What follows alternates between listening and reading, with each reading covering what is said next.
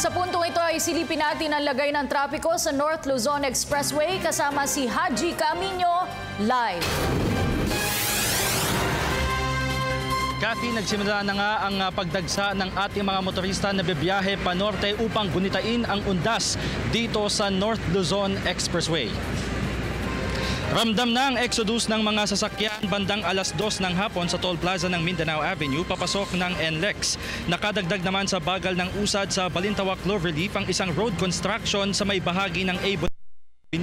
Kaya naman ang pamunuan ng Manila North Tollways Corporation nagpatupad na ng overlaying o yung pagtatalaga ng mga personnel na mangongolekta ng toll fee sa may mahabang pila ng mga sasakyan.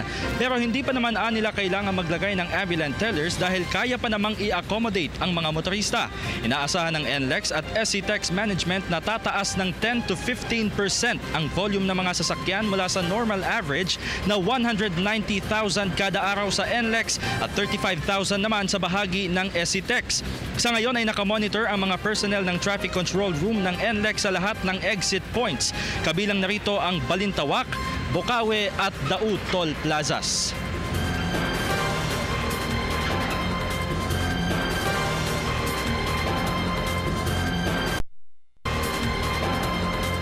At samantala, Kathy, kanina ay may naitala tayong nag-overheat na sasakyan dito lamang sa may bahagi ng Balintawak Toll Plaza. No? Kaya naman ang paalala ng ating management ng NLEX ay bago kayo umalis at bago kayo bumiyahe ay siguraduhin o i-check po muna ang inyong mga sasakyan nang sa gayon ay hindi na tayo magkaroon pa ng aberya. Samantala, sa punto pong ito ay makakapanayam natin live dito sa News at 6 ang spokesperson ng North Luzon Expressway, si Mr. Kiko Dagohoy. Magandang gabi po, Sir Kiko. Yes, G, magandang gabi sa ating mga taga-panood. Okay. Sir Kiko, hindi naman po kaila sa atin na ngayong taon ay November 2. Hindi po idineklarang holiday ng palasyo. No? So, November 2 is a regular day. Ano? At yun ba, inaasahan nyo pa na dodoble yung bilang ng mga sasakyan na babiyahe dito sa NLEX kahit na wala tayong long weekend? Yung regular count kasi, yung daily average ng mga sasakyang dumadaan sa NLEX ay 190,000. Iyon po yung aming bilang, yung pang-araw-araw na bumabiyahe sa NLEX. Pag ganitong mga peak season, kagaya ng undas, ang tinataas po nito ay additional 10 to 15%. So it will be more than 200,000 vehicles yung inaasahan namin ngayong darating na undas. Ngayon, yun po yung aming forecast. No? Maaari po siguro na mas kaunti dahil nga po kagaya ng sinabi mo kanina ay regular weekend ngayon, hindi long weekend. So maaaring mas kaunti ang bumiyahe ngayong undas. But just the same nga po ay isa namang family occasion. Ganun pa rin po yung aming forecast. Okay.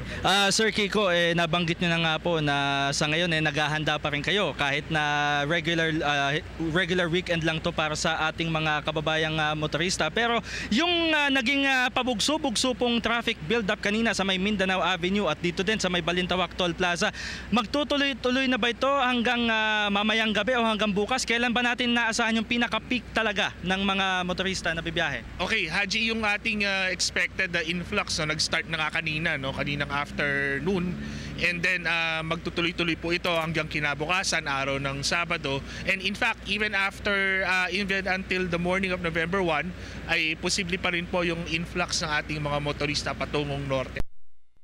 Sir, sa report ko kanina, nabanggit natin na hindi pa kinakailangan ng ambulance tellers. Bukod po sa pagpapalagay ng ambulance tellers sakali nga po na mag-peak na yung mga motorista, ano pa yung mga preparations na pinaghahandaan natin o ano pa yung mga ilalagay natin dito sa 84-kilometer stretch nga no, ng North Luzon Expressway? Ang gagawin po natin ngayon, kung mapapansin nyo, yung mga toll plaza kagaya nito sa Balintawak, yung sa Mindanao Avenue, at yung isa naman sa Dau, mga northbound ito, pag nag-volume na po o kumapal na yung volume ng mga sasakyan, magbubukas po tayo ng spare lanes at magkakaroon din po ng tinatawag nga nating layering. Yung magkakaroon po ng mga layer ng toll collection, no? Yung naka-advance toll collection in a way, no? Kasi nandun sila sa same lane pero nandun sila sa toll booth. Ang kagandahan po kasi nito, for the first time gagamit po tayo ng bagong technology. Ito yung portable toll collection system. Ito ay isang gadget na dala-dala ng mga teller natin na nakatao doon sa toll booth na nasa layering, ang mangyayari, yung gadget na yon capable siya of producing receipts.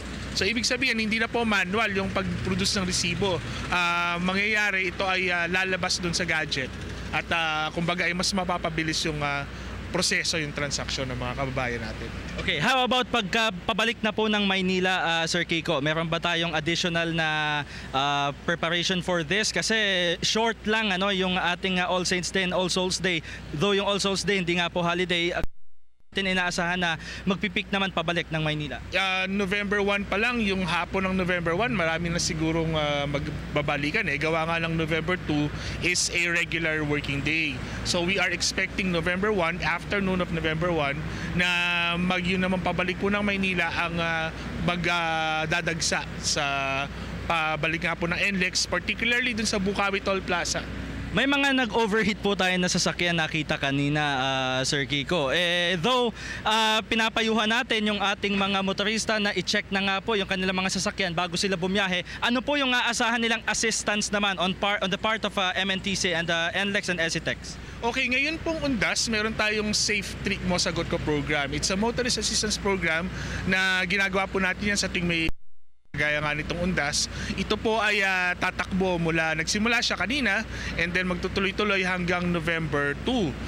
Sa ilalim po ng programang ito, yung ating mga motorista ay makaka-avail po sila ng mga libreng mechanic services at saka libreng towing para sa mga Class A vehicles at even libreng mga tawag at saka wifi. Pero ito po ay sa mga gasoline station dito sa NLEX makikita. Ito nga po ay mula ngayon hanggang November 2. Samantala, kung kayo po naman ay nagkakaproblema sa sasakyan, nandiyan naman din po yung ating regularly yung ating 24-hour hotline na 0235,000. Pwede pong i-dial yun na ating mga driver, ng ating mga motorista at kaagad po ito yung matatanggap na yung calls nyo matatanggap ng ating mga traffic control room personnel.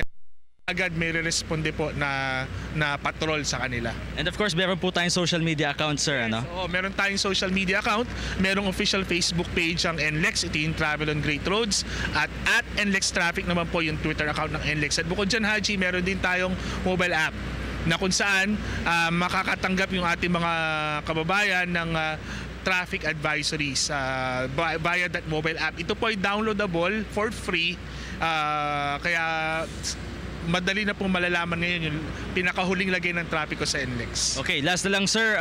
Kanina may nag-overheat and then sa mga pila na rin po siguro yung mga exact fare na lang para sa ating mga motorista, and any additional na payo po para sa lahat na mga ngayon pa lang nag-iisip na bumiyahe dito sa NLEX. Okay, unang-una, bago bumiyahe, i-check natin yung ating sasakyan.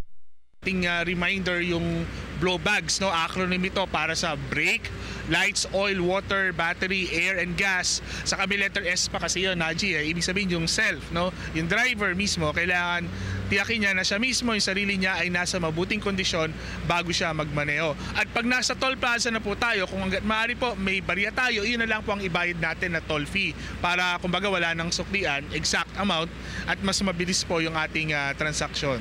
Maraming salamat po sa oras na inilaan ninyo, Sir Kiko Dagohoy, spokesperson ng North Luzon Expressway. Thank you, sir. Marami din pong salamat.